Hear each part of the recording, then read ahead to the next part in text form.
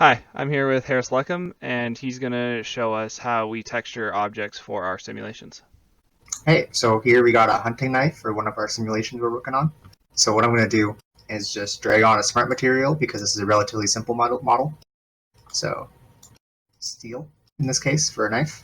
And then I'm going to apply a mask so it only applies the metal bits that I want it to.